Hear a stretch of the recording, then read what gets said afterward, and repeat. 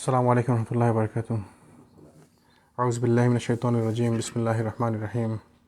إن الحمد لله والصلاة والسلام على رسول الله وعلى آله وصحبه أجمعين. أما بعد, all praise is due to Allah subhanahu wa ta'ala, who sent blessings and salutations to our beloved Prophet Muhammad sallallahu alayhi wasallam and his family and his companions and all of his followers until the end of time.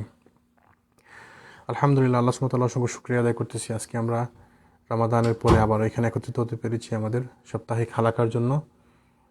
আর আমরা সবাই বলি আলহামদুলিল্লাহ। আলহামদুলিল্লাহ। এই সময়ে অনেক লোক বাইরে বসে আছেন, বাইরে ঘোরাঘুরি করতেছেন, অন্যান্য অনেক দুনিয়াবী কাজের সাথে জড়িত। আমরা যারা এখানে একত্রিত হইতে পেরেছি দিন শেখার জন্য, দিন জানার জন্য, সালাত শেখার জন্য, আল্লাহ যেন আমাদের প্রচেষ্টাকে কবুল করুন, আল্লাহুম্মা আমিন। তো আমরা রমাদানের পূর্বে আলোচনা করতেছিলাম আমাদের সালাত, রাসূল সাল্লাল্লাহু আলাইহি ওয়াসাল্লামের সালাতের নিয়মে সালাত শেখার জন্য ওই টপিক্সের উপর আমরা আলোচনা করতেছিলাম, সালাতুর রাসূল। তো রমাদানের কারণে আমরা পোজ দিয়েছিলাম, মানে ওই রমাদানের সময় আমরা এটা কন্টিনিউ করিনি। তো এখন রমাদানের পর থেকে আমরা আজকে থেকে আবার শুরু ইনশাআল্লাহ। তো আমরা একটু বলে রাখি, যারা রমাদানের পূর্বে আমার সাথে ছিলেন না, একটু কন্টিনিউ মানে যাতে করতে পারেন। আমাদের ফেসবুকে লাইভ করা হয় TikTok Islamic culture centre page থেকে।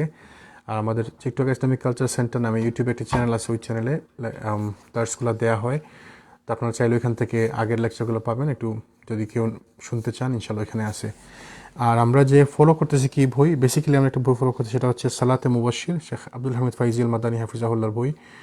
আমরা চাই না নিজে থেকে কিছু বলতে, এই জন্য আমরা একটা বই ফলো করতেছি যেখানে কোরআন এবং সুন্নাহ ভিত্তিক রেফারেন্স দেওয়া আছে। আর আমরা সাহায্য নেব ইনশাআল্লাহ শেখ মুজাফফর বিন মহসিন হাফিজাহুল্লাহ জাল হাদিসের কবুল রাসূল সাল্লাল্লাহু আলাইহি ওয়াসাল্লামের সালাতুর রাসূল সাল্লাল্লাহু আলাইহি ওয়াসাল্লাম, ডক্টর মোহাম্মদ আসাদুল্লাহ আল গালিব, রাসূল সাল্লাল্লাহু আলাইহি ওয়াসাল্লামের নামাজ, শেখ নাসিরউদ্দিন আলবানী রাহিমাহুল্লাহ। আমরা এই বইগুলোর সাহায্য নেব ইনশাআল্লাহ। আর আমাদের মসজিদের একটা বই আছে, আমাদের মনসুর ভাই এবং আমাদের লিয়াকত ভাই ওনারা করেছেন, যে সালাত সম্পাদন, সালাত আদায়ের পদ্ধতি এবং তার দলিল, এখানে ছবি সহ আছে। এই বইটা আমাদের মসজিদ থেকে ফ্রি বিলি করা হয়, আপনারা যদি কেউ নিতে চান আমাদের মসজিদে আসলে পাবেন ইনশাআল্লাহ। তো আমরা গত সেশনে আমরা আলোচনা করতেছিলাম যে তায়াম্মুমের মাসলা মাসাইলগুলো নিয়ে বা তায়াম্মুম করার পদ্ধতি এগুলো নিয়ে। তো আমরা যদি কেউ এর জন্য একটু বলতেন কীভাবে তায়াম্মুম করা, মনে আছে কারো? ভুলে গেছি মনে নাকি? একটু বলেন কীভাবে তায়াম্মুম করা হয়, তায়াম্মুমের কী কী নিয়ম আছে? তায়াম্মুমের তিনটা নিয়ম আছে, তিনটা স্টেপস আছে। বলেন তো। স্টেপ 1 নিয়ত করা, স্টেপ 2 ওই যে কোনো মাটিতে বা মাটির দলাতে হাত দিয়ে একটু করে তারপরে ফু দিলেন, যদি এক্সট্রা ধুলা বলে তাকে ফু দিয়ে সরে দিলেন। তারপরে আপনি পরে বলেন, এরপরে ভুলে গেছেন, মুখ মাসা করতে হবে, একবার। তারপরে 2 হাত কবজি পর্যন্ত, ডান হাত দিয়ে বাম হাত, বাম হাতের ডান হাত। প্রথমে এই যে আঙ্গুল থেকে কবজি পর্যন্ত এইভাবে, তাই না? তারপরে এইভাবে, বাস, শেষ তায়াম্মুম হয়ে গেল। তো তায়াম্মুম কখন করবেন? যখন পানি পাওয়া যাবে না, তখন তায়াম্মুম করবেন। তায়াম্মুমের কিছু মাসাইল বলি, তারপরে আমরা ইনশাআল্লাহ আগাবো। যদি আপনাকে পানি প্রথমে খুঁজতে হবে, ধরুন এখন আমার সালাতের সময় হয়েছে, আমি তায়াম্মুম করে সালাত পড়লাম, হবে না। এই বাইরে পানি আছে, আমি পানি খুঁজলাম না, আমি দেখলাম যে এখানে পানি নেই, আমি তায়াম্মুম করে ফেললাম, হবে না। আপনাকে প্রথমে খুঁজতে হবে, মেকশিওর করতে হবে যেন পানি নাই। মাজুর ব্যক্তি যার জন্য পানির সমস্যা, তার তো অবশ্যই, এটা আমরা আলোচনা করছি, যার পানিতে লাগলে অসুস্থতা বেড়ে যেতে পারে, অসুস্থতা আছে, পানি ইউজ করা যাবে না, ডাক্তারের নিষেধ আছে, ওই সমস্ত ঠিক আছে, অবশ্যই এগুলো তো অবশ্যই তায়াম্মুম করতে পারবে। সাধারণত যদি পানি না পাওয়া যায়, তো পানি কীভাবে না পাওয়া, আপনাকে খুঁজতে হবে। পানি খোঁজার পর যদি পানি না পান, তাহলে আপনাকে তায়াম্মুম করবেন। আর যদি পানি পাওয়া না যায়, তাহলে আপনি কি ধরেন আসরের ওয়াক্ত হওয়ার পরে আপনি মাগরিব পর্যন্ত অপেক্ষা করবেন পানির জন্য? না। যদি আউয়াল ওয়াক্তে আপনি পানি খুঁজেন, পানি না পান, তাহলে আউয়াল ওয়াক্তে আপনি তায়াম্মুম করে সালাত আদায় করবেন। তাইলে খোঁজার পর পানি না পাওয়া গেলে আউয়াল ওয়াক্তে তায়াম্মুম করে সালাত পড়া উচিত। শেষ ওয়াক্ত পর্যন্ত পানির অপেক্ষা করা বা পানি খোঁজা জরুরি নয়। আউয়াল ওয়াক্তে নামাজ পড়ে শেষ ওয়াক্তে পানি পাওয়া গেলেও পুনরায় নামাজ পড়তে হবে না। বুঝা গেছে? ধরেন আপনি প্রথমে আউয়াল ওয়াক্তে সালাত আদায় করলেন, তায়াম্মুম করে সালাত আদায় করে ফেললেন, এবং শেষ ওয়াক্তে আপনি পানি পাওয়া গেছে, পানি খুঁজে পেলেন, তখন কি আপনি ওযু করে আবার সালাত আদায় করবেন? জরুরত না। তবে প্রমাণ আছে এক সাহাবীর থেকে, উনি করেছেন আর কি, সালাতটা আবার রিপিট করেছেন, তবে জরুরি না। যেমন দেখেন, পানি খোঁজাখুঁজি না করে তায়াম্মুম করে নামাজ পড়লেন, পানি তার আশেপাশে মজুদ থাকলে নামাজ বাতিল বলে গণ্য হবে। সেটা ঠিক আছে, বুঝা গেছে। ধরেন ওই যে বললাম যে আমি এখানে এই রুমে দেখলাম পানি নাই, আমি তায়াম্মুম করে সালাত আদায় করলাম, কিন্তু আসলে পানি ছিল ওই রুমে, আমি জানি না, আমি খুঁজলাম না। ধরেন কেউ সফরে আছে, আপনার কাছে পানি নেই, আপনি আপনার ভাইদের কাছে খুঁজতে হবে, ভাই কারোর কাছে পানি আছে, এক্সট্রা পানি আছে অজুর জন্য, বা আশেপাশে কোনো কুয়া নলকূপ বা পানির ব্যবস্থা আছে, যদি খুঁজে না পাওয়া যায় তখন আপনি তায়াম্মুম করবেন। আপনি খুঁজলেনই না, একদম মানে শরীয়তের অ্যাবিউজ করলেন, আপনি তায়াম্মুম করবেন, এটা হবে না, এটা আপনার সালাত গণ্য হবে না, নামাজ বাতিল হবে। আবু সাঈদ খুদরি রাদিয়াল্লাহু আনহু বলেন, দুই ব্যক্তি সফরে বের হলো, রাসূল সাল্লাল্লাহু আলাইহি ওয়াসাল্লাম নামাজের সময় হলে তাদের নিকট পানি না থাকার কারণে তায়াম্মুম করে উভয়ই নামাজ পড়ে নিল। দেখেন, বুঝেন, খুব সুন্দর দলিল। অতঃপর ওয়াক্ত শেষ হওয়ার পূর্বেই তারা পানি পেয়ে গেল, মানে তারা সালাত পড়লো, প্রথমে পানি পায় নাই, তো তায়াম্মুম করে তারা সালাত আদায় করলো, এবং ওয়াক্ত থাকা অবস্থায় তারা পানি পেলো, একটু পরে পানি পেয়ে গেল। ওদের মধ্যে একজন পানি দ্বারা অজু করে পুনরায় ওই নামাজ ফিরিয়ে পড়লো। তো দেখছেন, পানি পাওয়ার পরে একজন সাহাবি করলেন কি, অজু করে আবার নামাজটা পড়লেন, যেহেতু ওয়াক্ত এখনও আছে, ওয়াক্ত অবস্থায় পড়লেন, কিন্তু অপরজন পড়লো না, অপর সাহাবি উনি পড়লেন না। তারপর তারা আল্লাহ রাসূল সাল্লাল্লাহু আলাইহি ওয়াসাল্লাম নিকট এলে ঘটনা খুলে বলল, তা তিনি যে নামাজ ফিরিয়ে পড়েনি তার উদ্দেশ্যে বললেন, তোমার আমল সুন্নাহ অনুসারী হয়েছে। মানে যে নামাজটা আবার রিপিট করেনি, রাসূল সাল্লাল্লাহু আলাইহি ওয়াসাল্লাম তাকে বললেন তোমার আমলটা সুন্নাহ মোতাবেক হয়েছে। তার মানে নামাজ দুইবার না পড়াটাই উচিত। নামাজে একবার পড়ছে, আলহামদুলিল্লাহ, আপনি পড়ে ফেলছেন, আপনার সালাত আদায় হয়ে গেছে, আপনার ফরজ আদায় হয়ে গেছে, এখন পানি পাইছেন, ওয়াক্ত থাকা অবস্থায় আপনাকে নামাজ আবার পড়তে হবে না।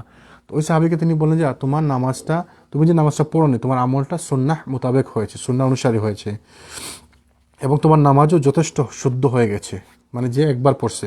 আচ্ছা, আর যে অজু করে নামাজ ফিরিয়ে পড়েছিল তার উদ্দেশ্যে তিনি বললেন যে তোমার জন্য দ্বিগুণ সওয়াব, কারণ তোমার জন্য দ্বিগুণ সওয়াব, কারণ উনি ইজতিহাদ করছেন যে মনে হয় এটা করলে ভালো হবে।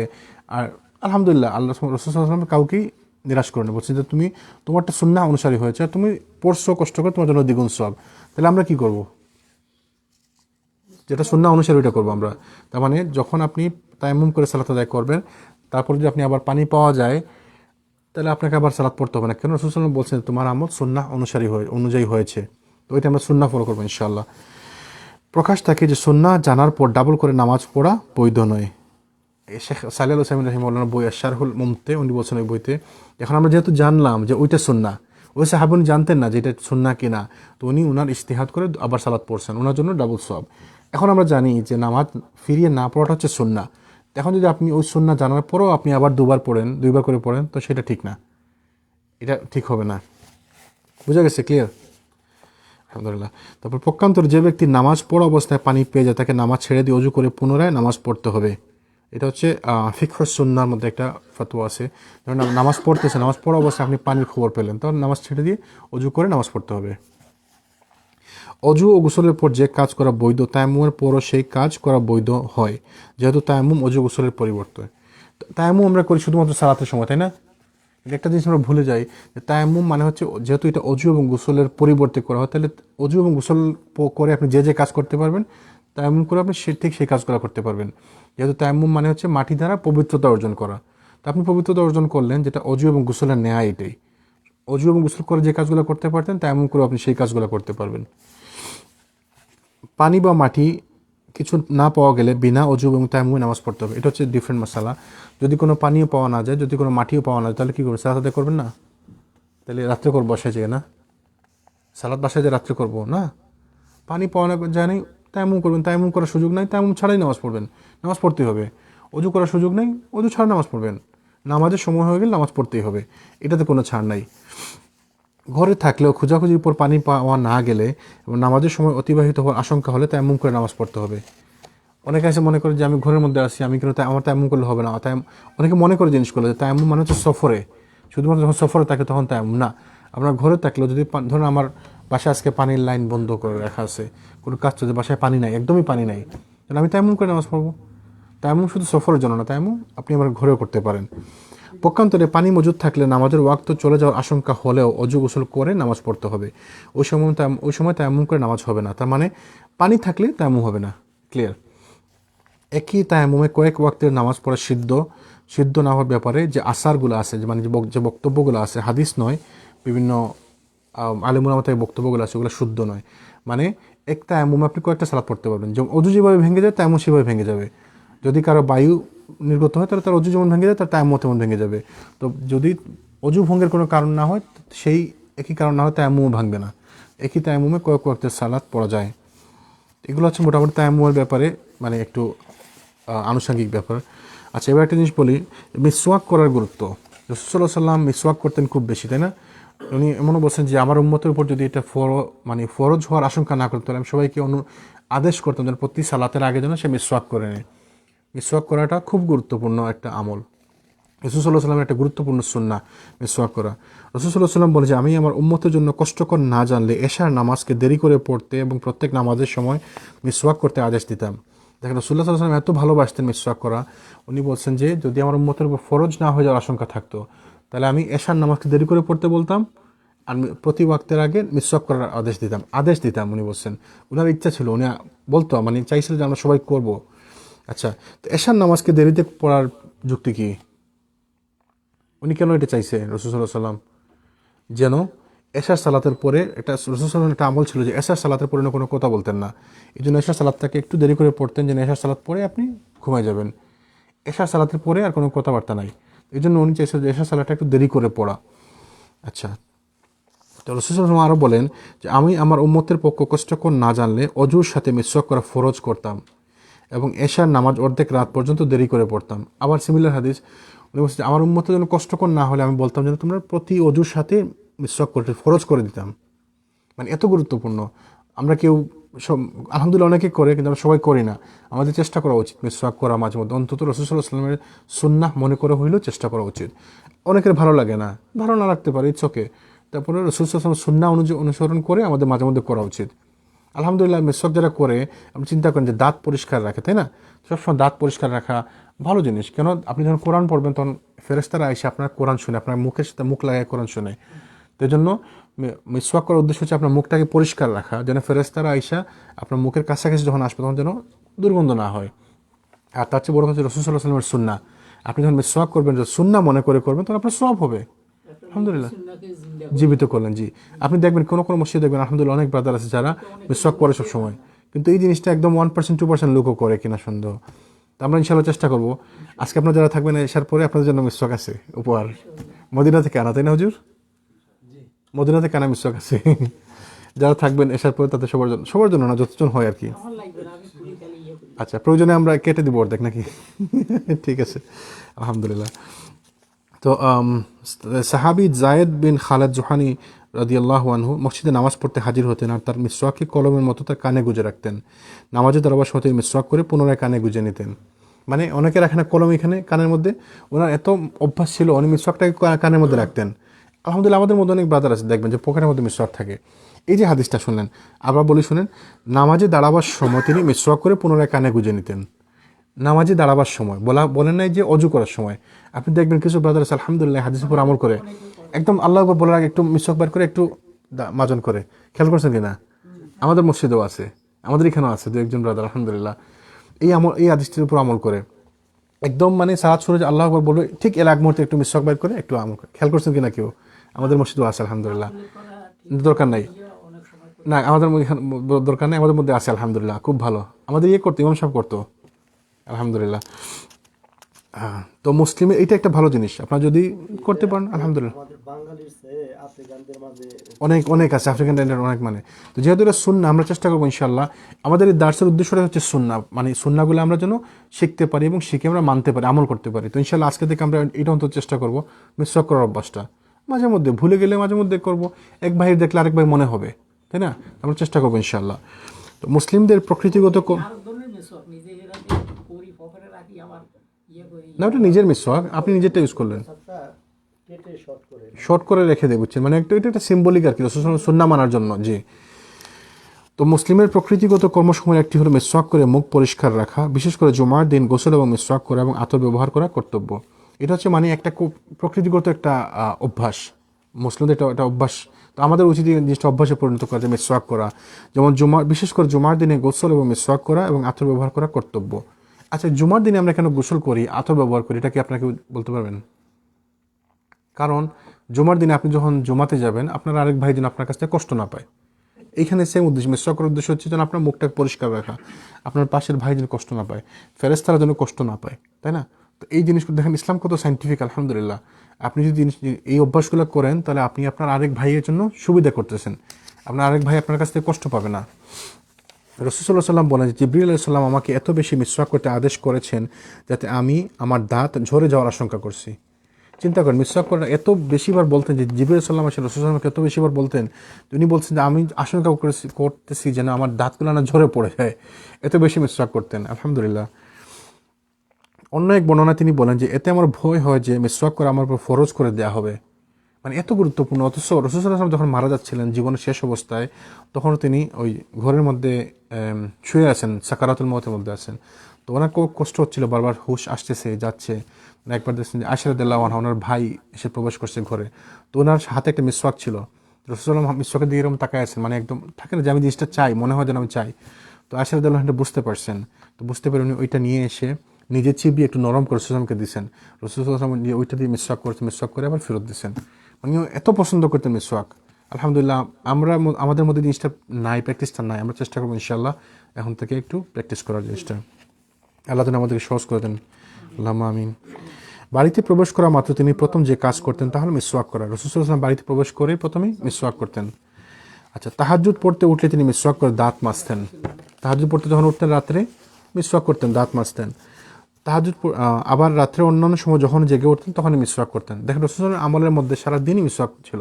ঘরের মধ্যে ঢুকলে মিসওয়াক করতেন, অজু করে মিসওয়াক করতেন, তাহাজ্জুদের সময় উঠলে মিসওয়াক করতেন, রাত্রে অন্য সময় ঘুম ভাঙলে তখন মিসওয়াক করতেন, আলহামদুলিল্লাহ আজানের সালাত শুরু করার আগে মিসওয়াক করতেন। এত গুরুত্বপূর্ণ আমল ছিল, আমরা এটার ব্যাপারে এত গাফিল। তিনি বলেন মিসওয়াক করায় রয়েছে মুখের পবিত্রতা এবং প্রতিপালক আল্লাহর সন্তুষ্টি। যেমন তার মানে হচ্ছে, দেখেন হাদিসটা হচ্ছে মুসনাদে আহমদের মধ্যে আছে, সুনান নাসাইর মধ্যে আছে, ইবনে খুজাইমাতে আছে, মিশকাতের মধ্যে আছে। রাসূল সাল্লাল্লাহু আলাইহি ওয়াসাল্লাম বলছেন যে মিসওয়াক করাটা হচ্ছে আল্লাহ সুবহানাহু ওয়া তাআলার সন্তুষ্টি, তার মানে আল্লাহ খুশি হন। তারপর একে তো রাসূলের সুন্নাহ, তারপর আল্লাহ সুবহানাহু ওয়া তাআলা খুশি হন, তাহলে মিসওয়াক করাটা কত গুরুত্বপূর্ণ চিন্তা করেন। একদা আলী রাদিয়াল্লাহু আনহু মিসওয়াক আনতে আদেশ করে বললেন যে আল্লাহ রাসূল সাল্লাল্লাহু আলাইহি ওয়াসাল্লাম বলেছেন যে বান্দা যখন নামাজ পড়তে দণ্ডায়মান হয়, ফেরেশতারা তখন তার পিছনে দণ্ডায়মান হয় এবং তার কেরাত শুনতে থাকেন। মানে বান্দা যখন সালাতে দাঁড়ায়, ফেরেশতারা তার পিছনে দাঁড়ায় এবং তার কেরাত শুনতে থাকে, সে যে কেরাতগুলো পড়ে তার কেরাত শুনতে থাকে। ফেরেশতারা তার নিকটবর্তী হন, পরিশেষে তিনি নিজ মুখ তার বান্দার মুখের সাথে লাগিয়ে দেন, মানে একদম মুখের কাছাকাছি লাগিয়ে দেন, মুখের সাথে মুখ লাগিয়ে দেন ফেরেশতারা। ফলে তার মুখ হতে কোরআনের যে অংশটুকুই বের হয় সেটুকুই অংশই ফেরেশতাদের পেটে প্রবেশ করে। কোরআনের প্রতি ভালোবাসা, কোরআনটা যে ক্যারারটা যে পড়তেছে ওটা শোনার জন্য কাছাকাছি থাকেন, তারপর আস্তে আস্তে কাছে আস্তে আস্তে একদম মুখের সাথে মুখ লাগিয়ে দেন। তো বান্দার মুখ থেকে যেটাই বের হয় কোরআন ওইটা সরাসরি ফেরেশতার পেটে প্রবেশ করে, ফেরেশতারা ওইটাকে গিলে নেন। মানে কোরআনের এত মর্যাদা, সুবহানাল্লাহ। সুতরাং কোরআনের জন্য তোমরা তোমাদের মুখকে পবিত্র করো। তো মেসওয়াক করাটা ওই যে একজন আল্লাহ রসুলের সুন্নাত সাল্লাল্লাহু আলাইহি ওয়াসাল্লামের, আল্লাহ সুবহানাহু ওয়া তাআলার সন্তুষ্টি, আর কোরআনের জন্য তোমাদের মুখকে পবিত্র করো। আপনি যখন পড়বেন, কোরআন পড়বেন এই মুখ দিয়ে, এই মুখটা যেন পবিত্র হয়, এটার একটা মাধ্যম হচ্ছে মেসওয়াক করা। তো আলহামদুলিল্লাহ এত গুরুত্বপূর্ণ আমল, সুবহানাল্লাহ। রাসূল সাল্লাল্লাহু আলাইহি ওয়াসাল্লাম বলেন যে তোমরা মেসওয়াক করে তোমাদের মুখকে পবিত্র করো, কারণ মুখ হলো কোরআনের পথ। তো কোরআনের খাতিরে হইলে আমাদের মেসওয়াক করাটা উচিত। ইনশাআল্লাহ আমরা মাঝে মধ্যে প্র্যাকটিস করবো, এখন থেকে শুরু করবো। আয়েশা রাদিয়াল্লাহু আনহা বলেন রাসূল সাল্লাল্লাহু আলাইহি ওয়াসাল্লাম মিসওয়াক করে আমাকে তা ধুতে দিতেন, মানে মিসওয়াক করে আমাকে দিতেন যেন ধুয়ে রাখার জন্য। তখন তিনি বলছেন যে আমি ধোয়ার আগে আমি একটু মিসওয়াক করে নিতাম। রাসূল সাল্লাল্লাহু আলাইহি ওয়াসাল্লাম মিসওয়াক করে আমাকে দিতেন ধোয়ার জন্য, তো আমি ধোয়ার আগে আমি একটু মিসওয়াক করে নিতাম, তারপরে আমি ধুয়ে রাখতাম। সুবহানাল্লাহ, দেখছেন তার নিকট মিসওয়াকের এত গুরুত্ব ছিল যে তিনি মৃত্যুর পূর্ব মুহূর্তে তিনি আয়েশা রাদিয়াল্লাহু আনহার দাঁতে চিবিয়ে নরম করে নিজে মিসওয়াক করেছেন। ওই যে বলছিলেন যে মৃত্যুর পূর্বেও উনি মিসওয়াক দেখছেন, আয়েশা রাদিয়াল্লাহু আনহা ওনার ভাইয়ের হাতে ছিল। তো দেখে উনি খুব মানে চাতক পাখির মতো চাইছেন যে মিসওয়াক করবেন। তো উনি আয়েশা রাদিয়াল্লাহু আনহা ওইটাকে নরম করে দিয়েছেন, একটু নিজে চিবিয়ে রাসূল সাল্লাল্লাহু আলাইহি ওয়াসাল্লাম ওটাকে মিসওয়াক করে, ওইটা দিয়ে মিসওয়াক করেছেন। তিনি পিল্লু গাছের ডাল বা শিকড় দ্বারা মিসওয়াক করতেন, মানে একটা স্পেসিফিক গাছের ডাল বা শিকড় দ্বারা মিসওয়াক করতেন। আচ্ছা, আঙ্গুল দ্বারা দাঁত মাজা যায়? আঙ্গুল দিয়ে অনেকে দেখবেন যে কিচ্ছু নাই, আঙ্গুল দিয়ে দাঁত মাজে, এটা করা যায়, যদিও এটা কোনো রেফারেন্স নাই হাদিসে, কিন্তু করা যায়, যেহেতু উদ্দেশ্য হচ্ছে দাঁত পরিষ্কার করা, মুখটা পরিষ্কার করা। তবে এটা সুন্নত কিনা বা এতেও ওই সওয়াব অর্জিত হবে কিনা সে ব্যাপারে কোনো সহিহ হাদিস মিলে না, পাওয়া যায় না। তবে করা যায়, যেহেতু উদ্দেশ্যটা হচ্ছে যে মিসওয়াক পেলেন না, ব্রাশ পেলেন না, কি করবেন, একটু আঙ্গুল দিয়ে হইলেও চেষ্টা করলেন আর কি, মুখটা পরিষ্কার করার জন্য। আচ্ছা, এবার সেটা গুরুত্বপূর্ণ ব্যাপার, সেটা হচ্ছে নামাজির লেবাস, পোশাক, নামাজির পোশাকটা কীরকম হবে? রাসূল সাল্লাল্লাহু আলাইহি ওয়াসাল্লাম বলেন যে হে মানব জাতি, তোমাদের লজ্জাস্থান ঢাকার এবং আল্লাহ সুবহানাহু ওয়া তাআলা কোরআনের মধ্যে বলছেন যে হে মানব জাতি, তোমাদের লজ্জাস্থান ঢাকার এবং বেশভূষার জন্য আমি তোমাদেরকে লেবাস দিয়েছি, পরন্তু তাকওয়ার লেবাসই হচ্ছে সর্বোৎকৃষ্ট। আল্লাহ কোরআনের মধ্যে বলছেন যে আমি তোমাদেরকে লজ্জাস্থান ঢাকার জন্য, লজ্জা ঢাকার জন্য মানে লেবাস দিয়েছি, পোশাক দিয়েছি, কিন্তু তাকওয়ার লেবাসটা হচ্ছে সর্বোৎকৃষ্ট। তাকওয়ার লেবাস মানে কি? ঈমান ইসলাম, ঈমান ইসলাম দ্বারা আপনার নিজেকে ঢেকে নেয়া, নিজেকে ঢেকে রাখা, এটা হচ্ছে গুরুত্বপূর্ণ। আবার অন্য আয়াতের মধ্যে আল্লাহ সুবহানাহু ওয়া তাআলা বলছেন যে হে আদম সন্তানগণ, তোমরা প্রত্যেক নামাজের সময় তোমরা সুন্দর পোশাক পরিচ্ছদ করো, পরিধান করো, পানাহার করো এবং কিন্তু অপচয় করো না। তিনি অপব্যয়কারীদের পছন্দ করতেন না। এই একটা আয়াতের মধ্যে কতগুলা মাসালা যে আছে, সুবহানাল্লাহ। আপনি যদি শুনে, উনি বলছেন প্রত্যেক নামাজের সময় তোমরা সুন্দর পোশাক পরিধান করো, মানে আপনি যখন নামাজ পড়বেন, সালাত আদায় করবেন, আপনি সুন্দর পোশাক পরবেন, আপনাকে যেটা ভালো আছে। সুন্দর বলতে প্রতি ওয়াক্তে আমি কিনে কিনে নিয়ে আসবো সুন্দর সুন্দর কাপড়, আপনার যেটা আছে ওইটার মধ্যে ভালো যেটা, ওইটা ভালোটা পরবেন। পানাহার করো, খাওয়া দাওয়া করো, কিন্তু অপচয় করো না। রাসূল বলছে যে আপনি খান, আপনি খাওয়া দাওয়া করবেন, কিন্তু অপচয় করবেন না। আর বলছেন যে তিনি অপব্যয়কারীদের পছন্দ করেন না। তার মানে দেখেন, আপনি সুন্দর পোশাক পরবেন, কিন্তু আপনি সুন্দর পরতে গিয়ে একদম ঝাঁকজমকপূর্ণ পুরো সাজসজ্জা, মানে সিল্কের কাপড়, একদম সুন্দর খুব হাইফাই কাপড় পরে আসলেন, দামি কাপড়, এটা ঠিক না। অপব্যয় করা যাবে না, অপব্যয়কারীকে আল্লাহ সুবহানাহু ওয়া তাআলা পছন্দ করেন না। আচ্ছা, শরীয়তের সভ্য দৃষ্টিতে সাধারণভাবে লেবাসের কতগুলো শর্ত বা আদব রয়েছে যা পালন করতে মুসলিম বাধ্য। শরীয়তের দৃষ্টিতে লেবাসের কিছু ক্রাইটেরিয়া আছে, কিছু শর্ত আছে। কি কি? মানে কাপড়গুলো কীরকম হতে হবে একটু শুনেন। মহিলাদের লেবাসের শর্ত কি কি শুনেন। লেবাস যেন দেহের সর্বাঙ্গকে ঢেকে রাখে। মহিলাদের জন্য কাপড় যেন দেহের পুরা দেহকে ঢেকে রাখে। দেহের কোনো অঙ্গ বা সৌন্দর্য যেন কোনো বেগানা বা যার সাথে বিবাহ বৈধ এমন কোনো পুরুষের সামনে প্রকাশ না পায়, মানে নন মাহরাম কারোর সামনে যেন প্রকাশ না পায়। দেহের কোনো সৌন্দর্য যেন প্রকাশ না পায়, মানে পুরো শরীর ঢেকে থাকবে। এর রাসূল সাল্লাল্লাহু আলাইহি ওয়াসাল্লাম বলেন যে মেয়ে মানুষের সবটাই লজ্জাস্থান। রাসূল সাল্লাল্লাহু বলেছেন যে মহিলা মানুষের পুরোটাই লজ্জাস্থান, তার মানে পুরো দেহই আপনি ঢেকে রাখবেন। এমন না যে শুধু আমি একটু জায়গা খুলে রাখবো, না, পুরো দেহই ঢেকে রাখতে। রাসূল বলছেন যে মেয়ে মানুষের পুরোটাই লজ্জাস্থান। আর সে যখন বের হয় তখন শয়তান তাকে পুরুষের দৃষ্টিতে পরশুভিতা করে তোলে। মানে একজন মহিলা যখন বের হয় বাইরে, তো শয়তান মানুষের চোখে, পুরুষের চোখে তাকে আরও সুন্দর করে মানে প্রকাশ করতে চায়, সুন্দর করে তুলে দেয়, যেন ফেতনা যেন তৈরি হয়।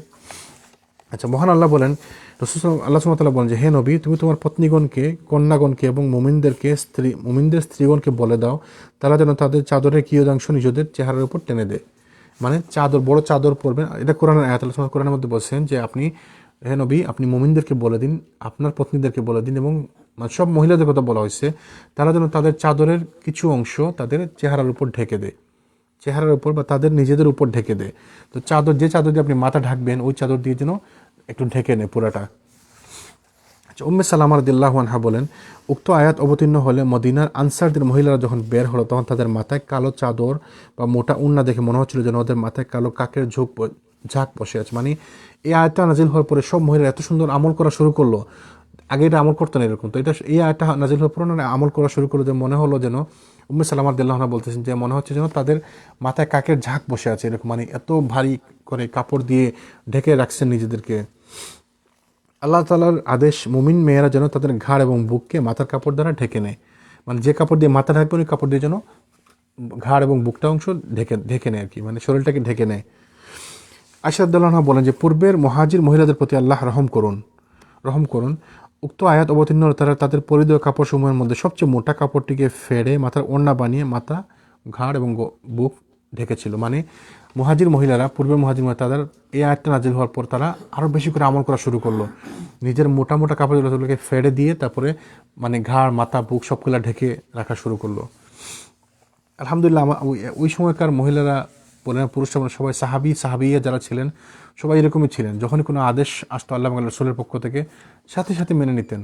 আর আমরা যুক্তি খুঁজি, আমরা সামাজিকতা খুঁজি। আমাদেরকে যখন আল্লাহ এবং রাসূলের কোনো কথা বলা হয়, আমরা বলি যে ভাই থাক, মানুষ কি মনে করবে, আমি যদি এটা করতে চাই তাহলে ওই লোক কী মনে করবে। আমরা ওই লোকের পরোয়া করি আর কি।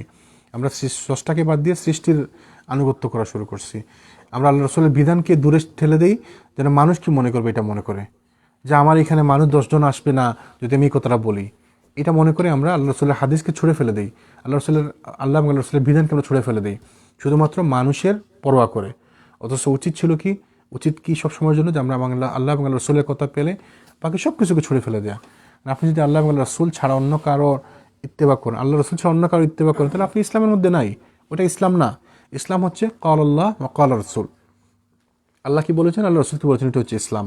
বাদ বাকি আপনি কারো কথা যদি পরোয়া করতে যান, তাহলে আপনি ওই ওদের মতো হয়ে যাবেন, ওদেরই মতো থাকবেন। ওটা ইসলাম আর প্রতিষ্ঠা হবে না। আল্লাহ যেন আমাদেরকে এগুলো থেকে বেঁচে থাকার তৌফিক দান করেন, আল্লাহুম্মা আমিন। সাহাবাদের মহিলাগণ যখন পথ চলতেন, তখন তাদের নিম্নাঙ্গের কাপড়ের শেষ প্রান্ত মাটির উপর ছেঁচড়ে যেত। নাপাক জায়গাতে চলার সময় তাদের কেউই পায়ের পাতা বের করতেন না। মানে সাহাবী মহিলারা এমন ছিলেন যে তারা এত লম্বা কাপড় পরতেন যেন পায়ের পাতাটাও না দেখা যায়। তারা যখন পথ চলতেন, তাদের পিছনে তাদের কাপড় দিয়ে ছেঁচড়ে চলতো, যেটা যেটা করে মহিলারা, যেটা হচ্ছে সুন্নাহ মহিলাদের জন্য।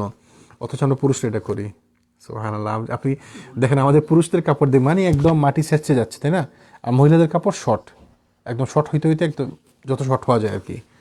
বা দিনদার মহিলারাও দেখবেন আমাদের সমাজে, কমন যে মহিলারা আছে দেখবেন যে পায়জামা পরে, একটু খাটো পায়জামা, একটু ঘন্টার উপরে টাকনুর উপরে তোলে, যেটা হওয়া উচিত পুরুষের জন্য। আর পুরুষরা দেখবেন যে প্যান্ট ট্যান একদম পুরা নিচে মাটি ছেঁচড়ে চলতেছে, যেটা হওয়া উচিত ছিল মহিলাদের জন্য। আমরা জাহিল, আমরা গাফিল, আমরা জালিম, আমরা উল্টাটা করি। আল্লাহ যেন আমাদের এগুলো থেকে বেঁচে থাকার তৌফিক দান করেন, আল্লাহুম্মা আমিন।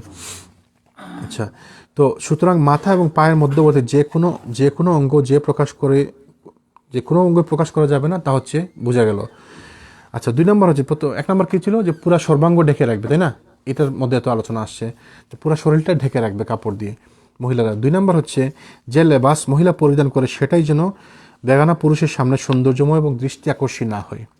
মানে খুব চাকচিক্যময় ঝাঁকজমকপূর্ণ হবে না, যেটা দেখলেই যেন পুরুষ আকর্ষিত হয়।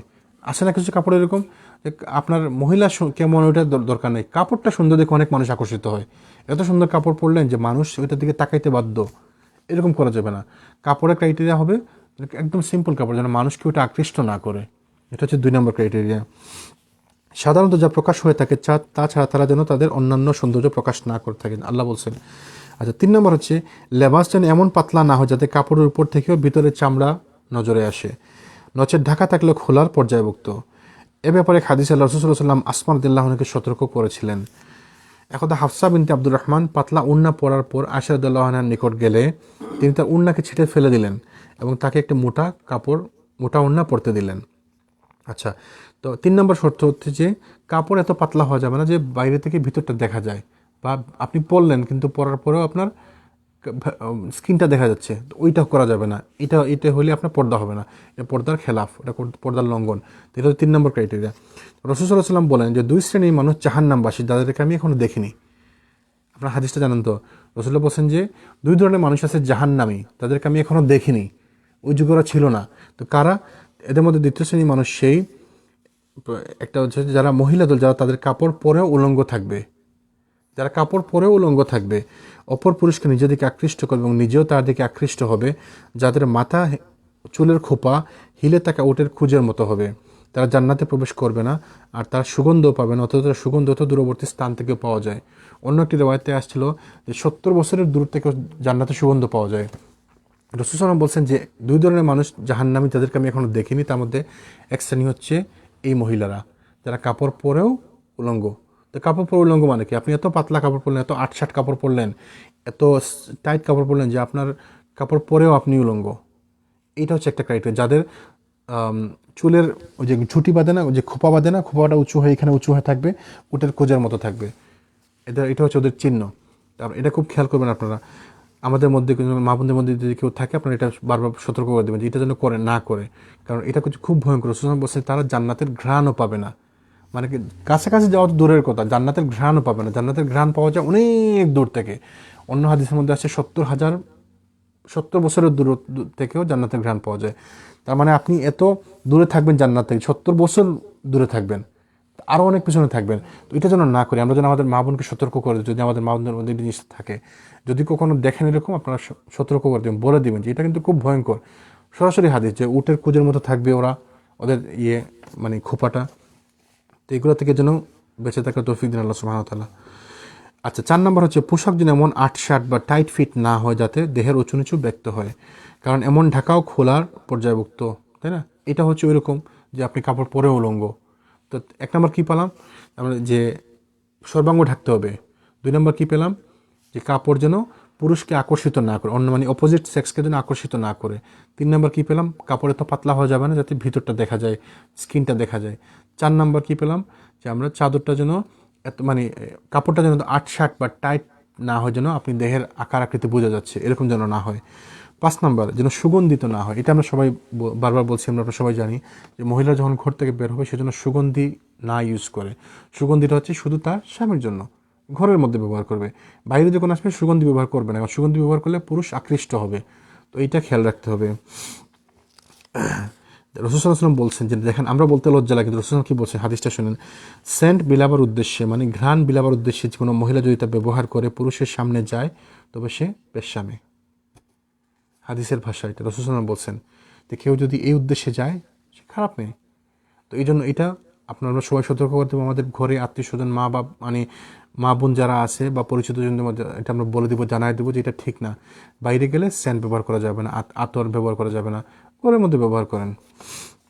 আচ্ছা, স্যান্ড ব্যবহার করে মহিলারা মসজিদেও যেতে পারবে না। একদা চাষতের সময় দেখেন হাদিস শুনেন, চাষতের সময় আবু হুরায়রা রাদিয়াল্লাহু আনহু মসজিদ থেকে বের হলেন, মানে ফজরের পরে চাষতের সময় বের হলেন। দেখলেন যে একজন মহিলা মসজিদে প্রবেশ করতেছে, প্রবেশে উদ্যত, তার দেহ বা লেবাস থেকে উৎকৃষ্ট সুগন্ধির সুবাস বের হচ্ছিল। তখন আবু হুরায়রা রাদিয়াল্লাহু আনহু মহিলাটির উদ্দেশ্যে বলেন যে আলাইকুস সালাম, সালাম করলেন। তো মহিলাটি সালামের উত্তর দিল। তিনি তাকে প্রশ্ন করেন যে তুমি কোথায় যাবে তুমি? তো মহিলা বলল আমি মসজিদে যাব। তো তিনি বললেন তুমি কি এমন কী জন্য তুমি এত সুন্দর করে মানে সুগন্ধি মেখেছ? তো মহিলা বললেন যে মসজিদের জন্য, মসজিদে যাবো তো এই জন্য একটা সুগন্ধি মেখেছি। বললেন আল্লাহর কসম।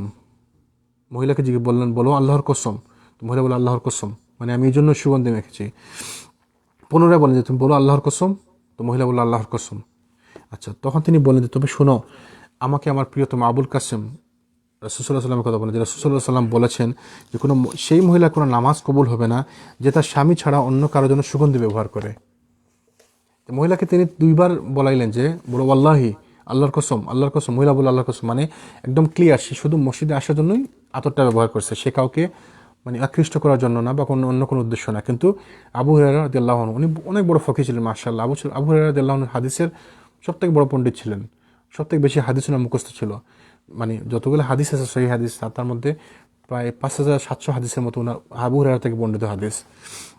তো তিনি বললেন যে রাসূল সাল্লাল্লাহু আলাইহি ওয়াসাল্লাম আমাকে বলেছেন যে কোনো মহিলা যদি সুগন্ধি ব্যবহার করে সালাত পড়তে তার সালাত কবুল হবে না, তার সালাত কবুল হবে না। তো যতক্ষণ না সে নাপাকির গোসল করার মতো গোসল করেনি, মানে নাপাকির গোসল মানে বুঝছেন যে মাসিক থেকে পবিত্র হওয়ার পর বা নিফাস থেকে পবিত্র হওয়ার পর যেরকম গোসল করা লাগে, পুরা ভালো মতো গোসল করা লাগে, ওইরকম গোসল না করা পর্যন্ত তার সালাত কবুল হবে না। আমরা এটা জানি না, আমাদের মা বোনরা হয়তো এটা জানেন না, আমরা চেষ্টা করে জানাই দেওয়ার ইনশাআল্লাহ।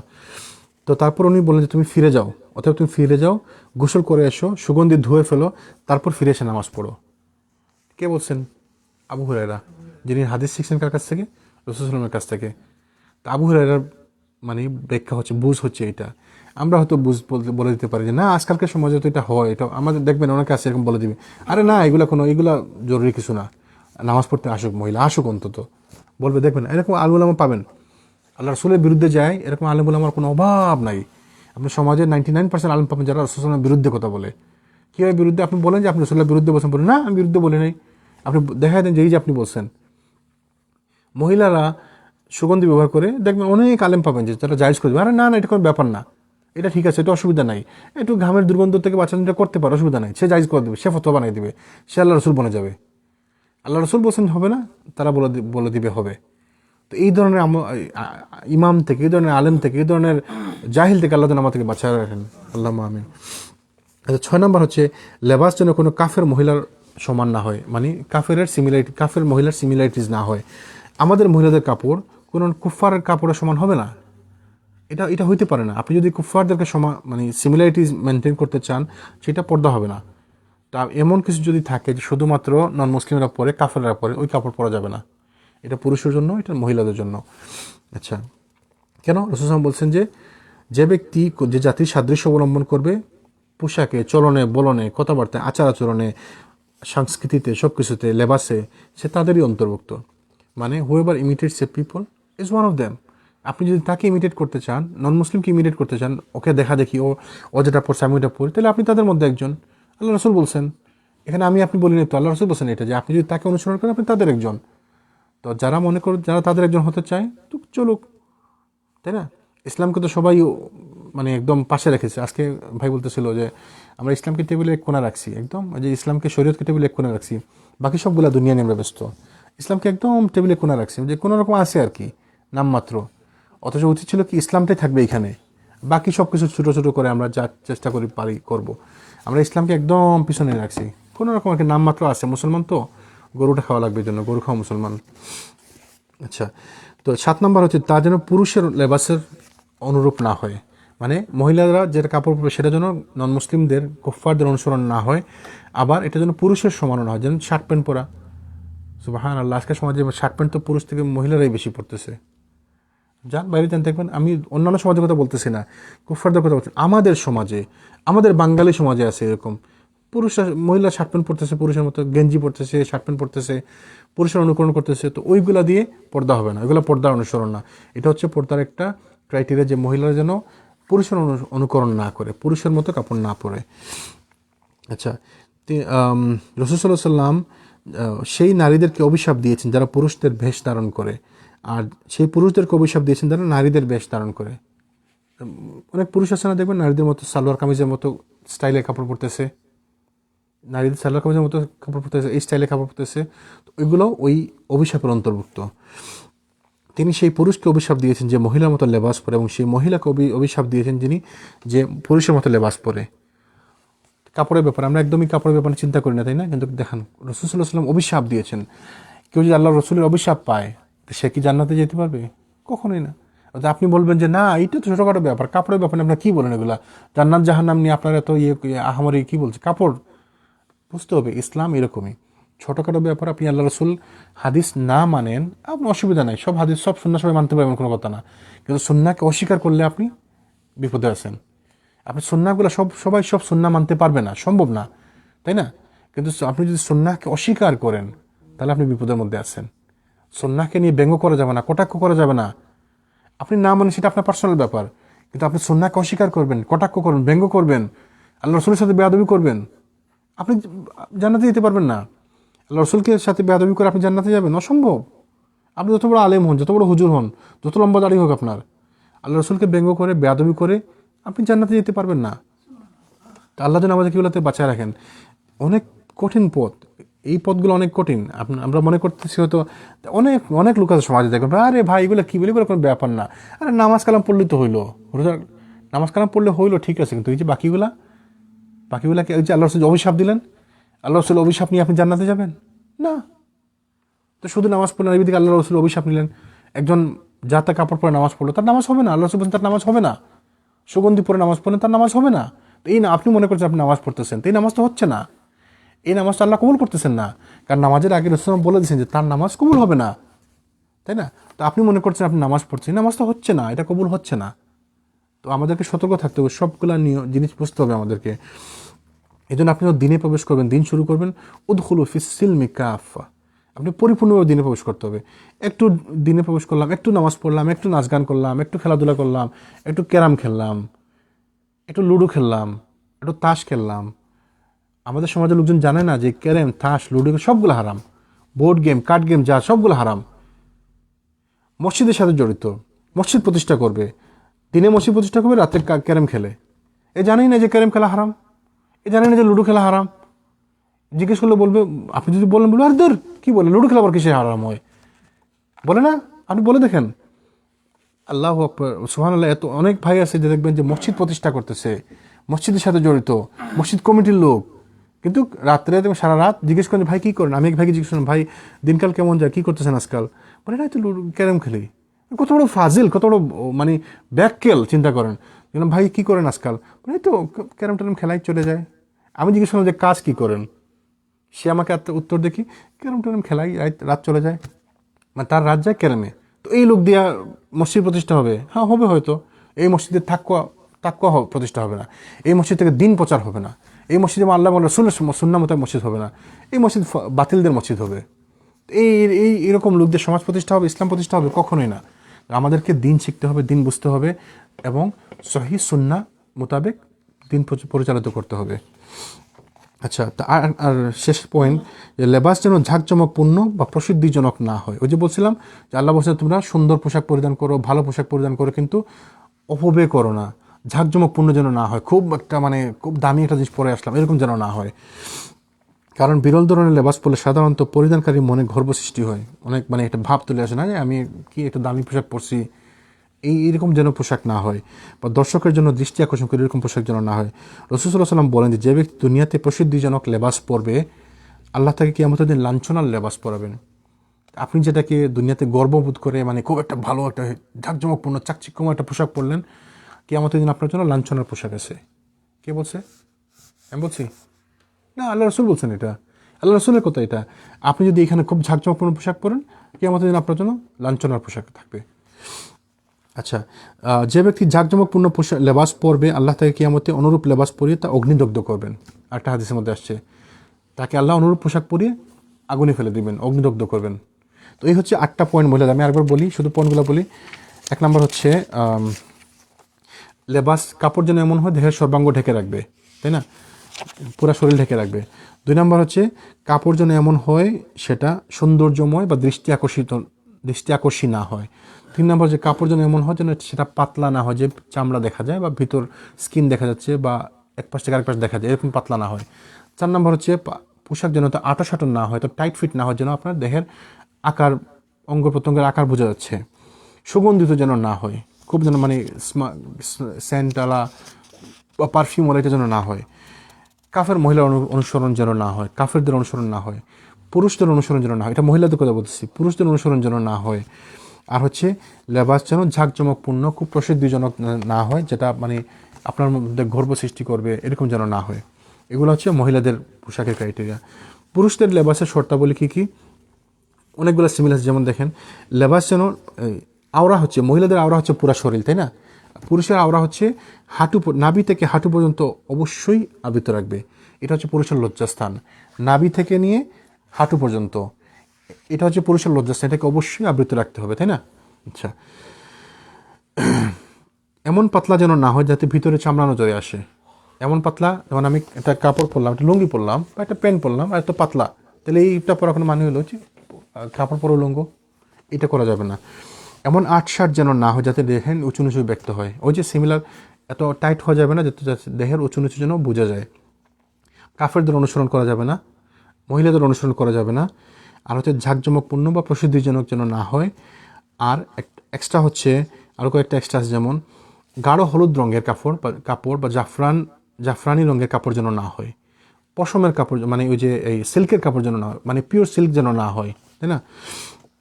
আমর ইবনুল আস রাদিয়াল্লাহু আনহু বলেন, রাসূল সাল্লাল্লাহু আলাইহি ওয়াসাল্লাম একবার আমার গায়ে 2টি জাফরানি রঙের কাপড় দেখে বললেন, এগুলো কাফেরদের কাপড়, সুতরাং তুমি তা পরো না। জাফরানি কাপড় কালার কোন কালার? না, জাফরান ওই যে সাফরন, সাফরন দেখছেন না, সাফরন পানি দিলে একটা কালার আসে না, ইয়েলোইশ গোল্ডেনের মতো, ওই কালারটা আর কি। অরেঞ্জ না, আই থিঙ্ক গোল্ডেন বা হলুদ কালারের মতো আর কি, হলুদের কাছাকাছি। ওই সাফরন কালার যেটা, ওই কালারটা যেন না পরি আমরা, ওইটা হচ্ছে পুরুষের জন্য নিষিদ্ধ। রেডও না, আপনি যদি জাফরান কালারটা হলুদের মতো আর কি, সোনালি কালার বা হলুদ কালার বা একটু হলুদ আর সোনালি এরকম, এই কালারটা পরা যাবে না। এটা হচ্ছে রাসূল কি বলছেন, এটা কাফেরদের পোশাক। রেড পরা যাবে, পিওর রেড না, রেডের মধ্যে সিল্ক বা স্ট্রাইপ করে ওটা রেড পরা যাবে। শুধুমাত্র যেটা নাই ওইটা ছাড়া বাকি সব করা যাবে। আচ্ছা, লেবাস যেন রেশমি কাপড়ের না হয়। রেশমি কাপড়ের সোনা, রাসূল বলছেন কি শুনুন, সোনা এবং রেশম আমার উম্মতের মহিলাদের জন্য হালাল, মহিলাদের জন্য হালাল, এবং পুরুষের জন্য হারাম করা হয়েছে সোনা এবং রেশম। আমাদের সমাজে আছে না এরকম পুরুষ যে সোনার আংটি, সোনার, পুরুষরা মহিলা সোনার চেন পরে, সোনার আর কিছু না, যারা অনেক দিন পালন করে সোনার চেন টেন পরা যাবে না, সোনার ঘড়ি পরে আসে না এরকম। আর সোনার ঘড়িও না, কাটা ঘড়ি কাটা, একটা কাটা আছে সোনা, এটা সোনা দিয়ে তৈরি, তাই না? আর না কিছু না হোক অন্তত গোল্ড প্লেটের চেষ্টা করি। এটা আমাকে কেন পড়তে হবে? আমার দরকার কি সোনা, সোনা সোনা বা সোনা জাতীয় বা গোল্ড প্লেটের কিছু পরার আমার দরকারটা কি? মানে এত কি এই জিনিসটাতে আসে যে পুরুষকে এটা পড়তেই হবে, আল্লাহ রাসূলের হাদিসকে বিকৃত করে এইভাবে একভাবে একভাবে আমাকে পড়তেই হবে, কোনো দরকার নাই। আপনি এটা পুরো অ্যাভয়েড করেন। সোনা জাতীয় গোল্ড প্লেটেড সোনার একটু অংশ অ্যাভয়েড করেন, দরকার নাই। যুক্তি দেখবেন যে না, আই থিঙ্ক একটু 1 খণ্ড অংশ সোনা রাখা যায় যখন সফরে যাবেন, দরকার কি আপনার সোনা রাখার? আপনি রাখার দরকার রাখেন না। যে জিনিসে ঝামেলা আছে, যে জিনিসের মধ্যে সন্দেহ আছে ওই জিনিসটাকে আমি পুরো অ্যাভয়েডই করলাম, তাই না? এটা হচ্ছে যে রাসূল সাল্লাল্লাহু আলাইহি ওয়াসাল্লাম বলছেন যে কিছু জিনিস আছে দিনের মধ্যে মানে পরিষ্কার হালাল, কিছু জিনিস আছে পরিষ্কার হারাম, আর কিছু জিনিস আছে অস্পষ্ট, যেগুলো হালালও হইতে পারে হারামও হইতে পারে, তাই না? তো এই অস্পষ্ট জিনিসগুলো থেকে যে বেঁচে থাকবে সেজন্য তার ইমানকে সুরক্ষা করলো। তাহলে এই সোনা গোল্ড প্লেটেড, আচ্ছা গোল্ড প্লেট পরা যায়, অনেকে বলে পরা যায় না, অস্পষ্ট ব্যাপার না, হইতে পারে ভালো হইতে পারে খারাপ, তো হইতে পারে ঝামেলা আমার যাওয়ার দরকার কি? এটাকে আমি পুরো অ্যাভয়েড করলাম, বাস আমি বেঁচে গেলাম। রাসূল সাল্লাল্লাহু আলাইহি ওয়াসাল্লাম বলছে যে আমি আমার ইমানকে সুরক্ষা করলাম। তো আমরা যেন আমাদের ইমান সুরক্ষা করতে পারি, আল্লাহ যেন আমাদেরকে এই বুঝটা দান করেন। এই সোনা রেশমের সাথে একটু মিক্স করে পরা যায়, হ্যাঁ রেশমের সাথে একটু মিক্স করে পরা যায়, তো আমার দরকার কি মিক্স করে পরে ঝামেলা যাওয়ার? আমি সিল্কের কাপড় পরবই না, দরকার নেই, বাদ দেন। সোনা আমি পরবই না, বাদ দেন, দরকার নেই আমার। আচ্ছা, যারা রেশম বস্তু পরবে, তাদের পরকালে কোনো অংশ নাই। পুরুষদের ব্যাপার বলছেন, যারা দুনিয়ায় এই জিনিসগুলো পরবে তাদের পরকালে কোনো অংশ নাই। ওমর রাদিয়াল্লাহু আনহু বলেন যে রাসূল সাল্লাল্লাহু আলাইহি ওয়াসাল্লাম রেশমের কাপড় পরতে নিষেধ করেছেন, তবে 2, 3 বা 4 আঙ্গুল পরিমাণ ব্যবহার করতে অনুমতি দিয়েছেন অন্য কাপড়ের সঙ্গে জুড়ে।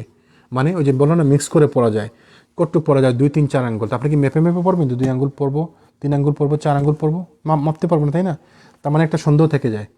এই সন্দেহের জন্য আপনি বেঁচে থাকা ভালো, দরকার নেই আমার মাপতে পারবো না পুরোপুরি। যদি মাপা পড়তে পারেন 2, 3, 4 আঙ্গুল পরেন। আমরা যদি জিনিসটা বুঝবো না মানে কি, এটা মানে কি 2, 3, 4 আঙ্গুল মানে কি, কটুক ইউজ করা যায়, বুঝবেন না, তার থেকে আমার ঝামেলা দেওয়ার দরকারই নেই, আমি এটা অ্যাভয়েড করলাম, বেঁচে গেলাম, আলহামদুলিল্লাহ। আচ্ছা, তদনুরূপ কোনো চর্মরোগ প্রভৃতিতে উপকারী হলে তা ব্যবহার করার অনুমতি আছে। যেমন কারো যদি স্কিন ডিজিজ থাকে, সুতি কাপড় পরলে, যেমন ধরেন অনেকের আলসার থাকে, এখানে একটা ঘা আছে, যদি আমি সুতি কাপড় পরি সেটা ঘা সেটা লেগে যাবে, সেটা ক্ষতিকর, সে পড়তে পারে। তো সেটা তো হচ্ছে অজর, তাই না? অজরের কারণে তো সব কিছু জায়েজ আছে, অজরের কারণে ইসলাম অস্বীকার করা যাইতেছে প্রয়োজন ভেদে, তাই না? তো প্রয়োজনের খাতিরে এটা তো এক্সাম্পল হইতে পারে না, তাই না? অনেকে বলতে পারে যে, অনেক আলমোনা বলবে যে না না অসুস্থ হলে তো পরা যায়, চামড়ার রোগ থাকলে তো পরা যায়। তো আপনার কি চামড়ার রোগ আছে? আপনি চামড়ার রোগ থাকলে আপনিও পরেন। তো চামড়ার রোগ থাকে সেটা হচ্ছে ভিন্ন জিনিস, সেটা হচ্ছে এক্সেপশন তো এক্সাম্পল না, তাই না? তো যদি এরকম হয় চামড়ার রোগ থাকে কেউ পড়তে চায় বা পরলে যে সুতি থেকে রেশম সিল্কের কাপড়টা পরলে ভালো, সেটা ডিফারেন্ট জিনিস, পড়তে পারে। কিন্তু সাধারণ নিয়ম হচ্ছে যে সিল্ক পরা যাবে না, সোনা ইউজ করা যাবে না পুরুষের জন্য। আচ্ছা, সবথেকে গুরুত্বপূর্ণ না, অনেক অবহেলিত একটা জিনিস, কাপড় যেন টাকনুর নিচে না যায়। উপর থেকে কোনো কাপড় যেটা পরতে সেটা যেন টাকনুর নিচে না যায়। পায়জামা, প্যান্ট, লুঙ্গি, কামিজ প্রভৃতি ইত্যাদি যা মানে উপর থেকে আপনি যা পরবেন সেটা যেন টাকনুর নিচে না যায়। টাকনুর নিচে গেলে কি হবে? মানুষজন তো পরে। আপনি আমাদের সমাজে যে কোনো মুসলিম সমাজে যান, 99.99999% মানুষের টাকনুর নিচে কাপড়। তো টাকনুর নিচে পড়লে কি হয়? সব ক্ষেত্রে, এটা নারীদের সব ক্ষেত্রে বলতেছি, টাকনুর নিচে গেলে কি হবে? ওই অংশ জাহান্নামে যাবে। আল্লাহ রাসূল সাল্লাল্লাহু আলাইহি ওয়াসাল্লাম বলছেন যে দেখেন, গাটের নিচের অংশ বা টাকনুর নিচের অংশ জাহান্নামে। হাদিস হচ্ছে সহিহুল বুখারী 5787 নম্বর হাদিস, মিশকাতে 4314 নম্বর হাদিস। যে অংশ টাকনুর নিচে যাবে ওই অংশ জাহান্নামে যাবে। তো ধরেন আমার পায়ের কিছু অংশ টাকনুর নিচে আছে, মানে পেন্টের কিছু অংশ টাকনুর নিচে আছে, তাহলে রাসূল সাল্লাল্লাহু আলাইহি ওয়াসাল্লাম বলছেন যে এই অংশ জাহান্নামে যাবে, আল্লাহ মাফ করুন। তো যদি জাহান্নামে যায়, পায়ের এক অংশ জাহান্নামে যায়, এক অংশ বেঁচে যাবে নাকি? পা কেটে নিয়ে আল্লাহ ওইটা জাহান্নামে দিবেন না? আপনার পা জাহান্নামে গেলে আপনি জাহান্নামে যাবেন। তো দরকার আছে রিস্কের। হ্যাঁ, তো ওই জি। তো এখন টাকনুর নিচে যেন কাপড় না যায়, এটা খুবই নেগলেক্টেড একটা জিনিস আমাদের সমাজে। আমরা মানে একদম অপরিচিত একটা জিনিস, মানুষ যেটা জানেই না, মনে করে শুধু হুজুররা টাকনুর উপরে কাপড় পরে, টাকনুকে উপরে কাপড় পরলে মনে করে যে হুজুররা পরতেছে, তাই না? যে হুজুর দেখলে আরে হুজুর পরতেছে, এটা হুজুরদের কাপড় না, এটা সব পুরুষের কাপড়। সব পুরুষের কাপড় এরকমই হওয়া উচিত। শুধু পায়জামা না, প্যান্ট পরেন, পায়জামা পরেন, লুঙ্গি পরেন, কামিজ পরেন, জুব্বা পরেন, তুপ পরেন, যা ইচ্ছা পরেন, লুঙ্গি পরেন, সব কিছু টাকনুর উপরে থাকতে হবে না, সব। আবার এই যে প্যান্ট পরে যে ইন করে যে স্মার্ট এটাও তো ঠিক, আপনি ইন বেল্টটা খুলি আপনি শার্টটা বাইর করে দেন, সেটা সালাতের সময়, অথবা ওই যে আরেক মাসালায় পড়ে যে আপনি এমন টাইট ফিট কাপড় যেন না পরেন আপনার আকার আকৃতি বোঝা যায়, তো ওইটাও করা যাবে না। কিন্তু ওইটার জন্য জাহান্নামের কথা বলা নাই। এই যে লেবাস টাকনুর কাপড় কথা বলা হয়েছে, টাকনুর নিচে কাপড় গেলে সেটা জাহান্নামে যাবে, মানুষজন পাত্তাই দেয় না। অনেকে আবার একটু ঘুরে ফিরে পরে কি ওই যে ইলাস্টিক দিয়ে কাপড় প্যান্টটা ছুটা পরে বুঝে না, ওইটা পরলেও কিন্তু ওইটা টাকনুর নিচে যায়। তো খুব সতর্ক থাকতে হবে। আপনার টাকনুর নিচে যদি কাপড় যায় জাহান্নামে আপনি যাবেন, আমি যাব না, তাই না? আমার টাকনুর নিচে যদি কাপড় যায় জাহান্নামে আমি যাব, আপনি যাবেন না। তো খুব সতর্ক থাকতে হবে। আমার এই রিস্কে যাওয়া দরকার কি? ওই ইলাস্টিকওয়ালা কাপড় পরা আর কোনো রকম মানে একটা কিছু বুঝ দিলাম আর কি। কাকে বুঝ দিলেন আপনি? আল্লাহকে বুঝ দিতে পারবেন? তা আপনি তো ক্ষতি তো নিজেরই করতেছেন। তো নিজে বাঁচার জন্য, নিজে বেঁচে থাকার জন্য আমাদের উচিত, সবার উচিত টাকনুর নিচের জন্য কাপড় না যায় খেয়াল রাখা। আচ্ছা, এরূপ 3 বার বলে তিনি বললেন যে কিয়ামতের দিন আল্লাহ সুবহানাহু ওয়া তাআলা সেই ব্যক্তির প্রতি থাকিও দেখবেন না যার কাপড় টাকনুর নিচে যায়, তার থেকে আল্লাহ সুবহানাহু ওয়া তাআলা কিয়ামতের দিন দৃষ্টি দিবেন না। তার জন্য হচ্ছে 4টা গুনাহ শাস্তি। একটা হচ্ছে আল্লাহ তাকে কিয়ামতের দিন পবিত্র করবেন না, আল্লাহ তার সাথে কথা বলবেন না, আল্লাহ তার দিকে তাকাবেন না, আর তার ওই অংশ জাহান্নামে যাবে। 4টা শাস্তি। কন্ডিশন দেওয়ার পরও এটারে এখন যারা বলে, অনেকে আবার বলবে যে এটা আসলে অন্য একটা পুরো একটা লেকচার দরকার, এটা নিয়ে আমরা সময় বেশি নষ্ট করবো আজকে। শুধু বলি যে যাই পড়েন, মানে উপর থেকে যাই পড়বেন সেটার জন্য টাকনুর নিচে না যায়। পাঞ্জাবি হোক, তোপ হোক, জব্বা হোক, যাই হোক, নিচে থেকে যদি মোজা পড়ে সেটা অন্য জিনিস। নিচে থেকে যদি কিছু কিছু উঠে মোজা, সেটা পড়তে পারেন, অসুবিধা নেই। কিন্তু উপর থেকে যেন কিছু টাকনুর নিচে না ঝুলে, ওইটা সতর্ক থাকতে হবে। এটা নিয়ে একদিন ডিটেইলস আলোচনা করবো ইনশাআল্লাহ। এটা অনেক স্বর্ণ ব্যবহারে অনেকে মানে সালাত আদায় করে আবার আংটি ব্যবহার করে। জি তো ওরা একটা উজর দেখায় যে আমি যদি মারা যাই, আমার যদি কাফনের কাপড় না পায় তাহলে এটা বিক্রি করে দেখবো। ও কি জানে যে ও মানে এটা বিক্রি করে এইটাই তো, এগুলো তো ফাজলামি।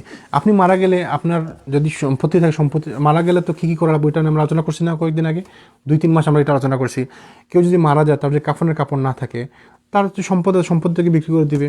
তার সম্পদ যদি না থাকে, তার ভাই বোন, আত্মীয় স্বজন, মা বাপ, কত লোক আছে, কেউ না কেউ দিবে। যদি কেউই না দেয়, সমাজ দিবে। এরকম কোনো কেউ হয়েছে, কোনো শুনছেন যে গরিব মানুষ মারা গেলে তার কাফনের কাপড় নেই, তাকে এমনি কবর দিয়ে দিচ্ছে? কাফনের কাপড় দিবেই দিবে, কেউ না কেউ দিবে। কেউ না দেয়, ভিক্ষা করে হলেও কাফনের কাপড় ব্যবস্থা করা যাবে। সমাজের লোকজন ব্যবস্থা করবে, আপনার আত্মীয় স্বজন, বন্ধু বান্ধব না করলে মসজিদ থেকে ব্যবস্থা করবে, আমরা করে দেবো মসজিদ থেকে। বাফরাতে যেরকম কেউ থাকে, আমাদের মসজিদ থেকে আমরা ব্যবস্থা করে দেবো ইনশাল্লাহ, কাফনের কাপড় দেবো। তারপরে ওই যে আংটি পরেন না যেন, কাফনের কাপড়ের জন্য ইনশাল্লাহ। আচ্ছা, রাসূল সাল্লাল্লাহু আলাইহি ওয়াসাল্লামের সবচেয়ে বেশি পছন্দনীয় লেবাস ছিল কামিজ, যা ফুল হাতা, প্রায় গাঁটের উপর পর্যন্ত লম্বা জামা বিশেষ, মানে টাকনুর উপর পর্যন্ত যাইতো, যেটা ফুল হাতা কামিজের মতো বা ওই যে জুব্বার মতো আর কি, এরকম। যেমন তিনি চেক কাটা চাদর পরতেও ভালোবাসতেন। চেক কাটা রাসূল চাদর পরতেন, চেক কাটা ইয়েমেনি চাদর, ওগুলো পছন্দ করতেন। তো এগুলো হচ্ছে ভালো কাপড়। তিনি মাথায় পাগড়ি ব্যবহার করতেন। রাসূল যখনই ঘর থেকে বের হতেন পাগড়ি ব্যবহার করতেন। সব মাথায় পাগড়ি ব্যবহার করাটা হচ্ছে সুন্নাহ। পাগড়ি মানে কি, ওই যে মাথাটা ঢাকা আর কি, টুপি পরে ঢাকেন বা পাগড়ি দিয়ে ঢাকেন বা রুমাল দিয়ে ঢাকেন, পাগড়ি ব্যবহার করাটা বা মাথা ঢাকাটা হচ্ছে সুন্নাহ। তিনি কালো রঙের পাগড়িও বাঁধতেন রাসূল সাল্লাল্লাহু আলাইহি ওয়াসাল্লাম।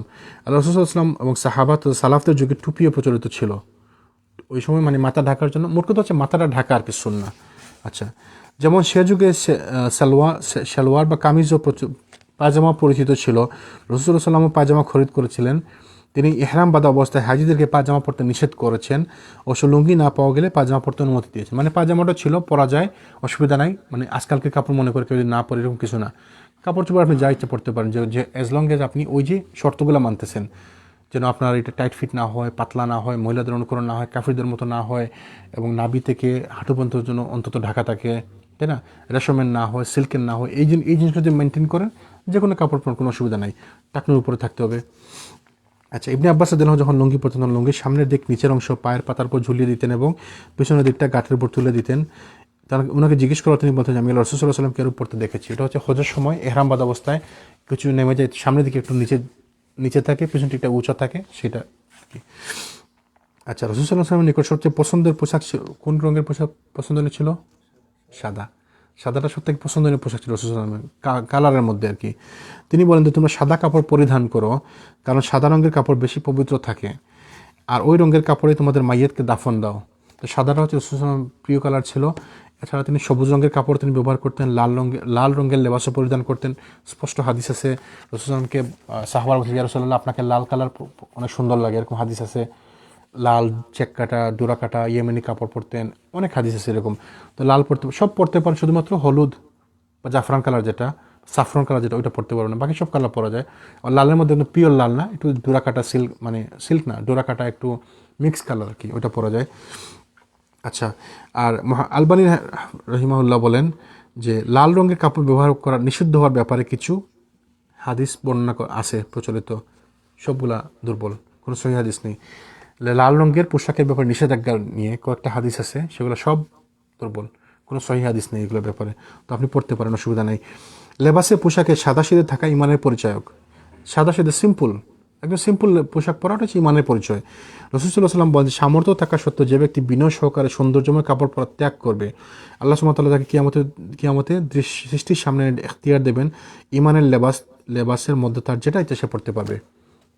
মানে যে সামর্থ্য থাকা অবস্থায় মানে ঝাঁকজমকপূর্ণ পোশাকে পরিহার করে শুধুমাত্র আল্লাহ সুবহানাহু ওয়া তাআলার সন্তুষ্টির জন্য, কিয়ামতের দিন আল্লাহ সুবহানাহু ওয়া তাআলা তাকে সবার সময় ডেকে নিয়ে আসবেন এবং তাকে বলবে তুমি চুজ করো কাপড়, ইমানের কাপড়ের মধ্যে যেটা যা তোমার নাম চুজ করো। তো যাদের সামর্থ্য আছে তারা পড়তেছে না, সামর্থ্য থাকা সত্ত্বেও শুধুমাত্র আল্লাহ সন্তুষ্টির জন্য, তাদেরকে আল্লাহ কিয়ামতের দিন সম্মানিত করবেন। তাকে চয়েস দেবেন, তুমি চয়েস করে নাও, বেছে নাও তুমি। তবে সুন্দর লেবাস পরা নিষিদ্ধ নয়, ভালো লেবাস পরা, সুন্দর লেবাস পরা, কাপড় পরা নিষিদ্ধ নয়। কেন? আল্লাহ সুবহানাহু ওয়া তাআলা সুন্দর, তিনি সুন্দরকে পছন্দ করেন, তাই সুন্দর লেবাস পরাটা ভালো, উত্তম।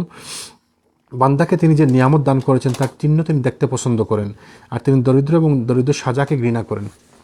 কেউ যদি পয়সা থাকা অবস্থায় একদম ছেঁড়া ফাটা কাপড় পরে, সেটা ঠিক না। আপনাকে আল্লাহ সুবহানাহু ওয়া তাআলা যাকে যা নিয়ামত দিয়েছেন তা সেজন্য তার প্রকাশ করে, তার প্রকাশটা আল্লাহ দেখতে চান। যেমন ধরেন আপনার সামর্থ্য আছে ভালো ঈদের সময় ভালো কাপড় পরার, আপনি কেন পরবেন? আপনি কেন 20 বছর আগের কাপড়টা পরে আসবেন? এটা ঠিক না।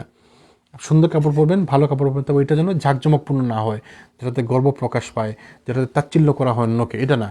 যেমন আপনি ভালো সুন্দর পোশাক পরবেন, তাই না? সুন্দর পোশাক পরা, উত্তম পোশাক পরা প্রয়োজন। কেন? আল্লাহ রাসূল সাল্লাল্লাহু আলাইহি ওয়াসাল্লাম বলছেন যে আল্লাহ সুন্দর, তিনি সুন্দর পছন্দ করেন।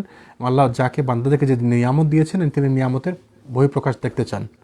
এই জন্য আমাদেরকে ভালো ভালো পোশাক যদি সামর্থ্য থাকে পরা উচিত। আর দরিদ্র সাজাকে আল্লাহ সুবহানাহু ওয়া তাআলা ঘৃণা করেন। দরিদ্র সাজা মানে কি? আমার পয়সা আছে কিন্তু আমি বললাম ভাই নাই, আমার কিছু নাই, আমি একটা পরি, তালি দিয়ে দিই, ওইটা হচ্ছে হ্যাঁ না, এটা কিন্তু ঠিক না, এটা আল্লাহ সুবহানাহু ওয়া তাআলা অপছন্দ করেন। আচ্ছা, আবার রাসূল সাল্লাল্লাহু আলাইহি ওয়াসাল্লাম বলছেন যে যার অন্তরে অনুপরিমাণ অহংকার থাকবে সে জান্নাতে প্রবেশ করতে পারবে না। তো খেয়াল রাখতে হবে অহংকার যেন না আসে, কাপড় চোপড় দিয়ে যেন অহংকার প্রকাশ না পায়। তো বলা হলো লোকে তো চায় যে তার পোশাকটা সুন্দর হোক। রাসূলকে বলা হলো লোকে তো চায় তার পোশাকটা সুন্দর হোক, তার জুতাটা সুন্দর হোক, তাহলে সেটাও কি ওই পর্যায়ে পড়বে, মানে অহংকারের পর্যায়ে পড়বে? রাসূল বলেন যে আল্লাহ সুন্দর, তিনি সৌন্দর্য পছন্দ করেন। অহংকার তো হক এবং হক প্রত্যাখ্যান করা এবং মানুষকে ঘৃণা করার নাম। তো এটাকে খুব কেয়ারফুল দিন, এটাকে মিলাই দেবেন না। সুন্দর পোশাক পরা মানে না অহংকার করা, আবার এত ঝাঁকজমকপূর্ণ পোশাক পরবেন না যেটাতে অহংকার প্রকাশ পায়। তো খুব সতর্ক থাকবেন, সিম্পল পোশাক পরবেন। আবার যদি সিম্পল মানে কি, আমি এখন আমার পয়সা আছে আমি কি ভালো কাপড় পরবো না? পরবেন। পয়সা আছে দেখে যে আপনি ছেঁড়া ফাটা পরে আসবেন, যে সুন্না বলে এটা না, তালি দিয়ে যেটা বলে না পরে আসবেন এটা না।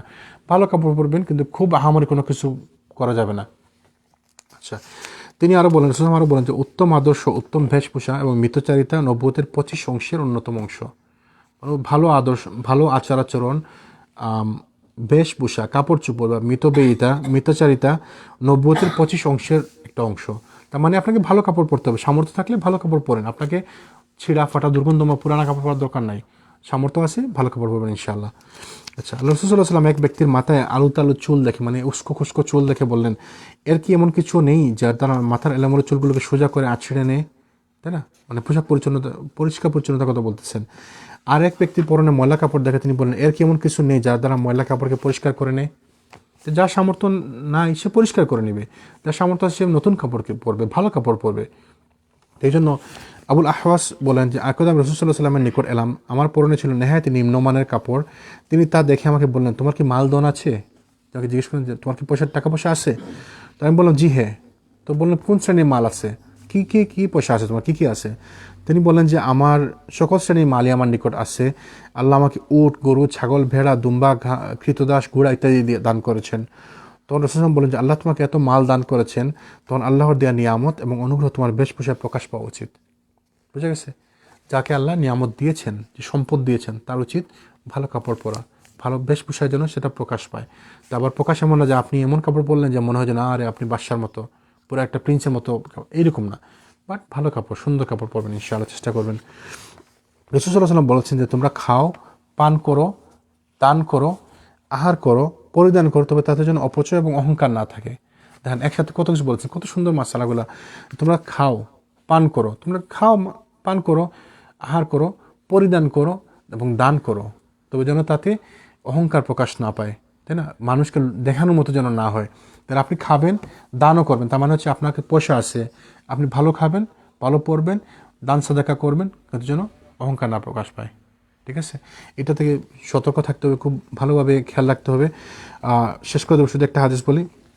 ইবনে আব্বাস রাদিয়াল্লাহু আনহু বলে যে যা ইচ্ছা তাই খাও, যেমন ইচ্ছা তেমনই পড়ো, তবে তাতে যেন দুটি জিনিস না থাকে, অপচয় এবং অহংকার। মানে আপনি যা ইচ্ছা খান, যা ইচ্ছা করেন, যা ইচ্ছা পড়েন, সব ভালো, কিন্তু তাতে যেন অপচয় প্রকাশ না পায় এবং অহংকার প্রকাশ না পায়। আজকে আমরা এখানে থামি, ইনশাল্লাহ আগামী সপ্তাহে আমরা শুরু করবো সালাতের ভিতরে কীরকম পোশাক পরা উচিত। মানে এটা তো বললাম জেনারেল পোশাকের ক্রাইটেরিয়া, সালাতের ভিতরে কীরকম পোশাক হবে, এবং আগামী ক্লাস আমরা আলোচনা করবো সালাতের ওয়াক্ত সম্পর্কে, সালাতের ওয়াক্তগুলো সম্পর্কে আলোচনা করবো ইনশাল্লাহ। ভাইজান জি।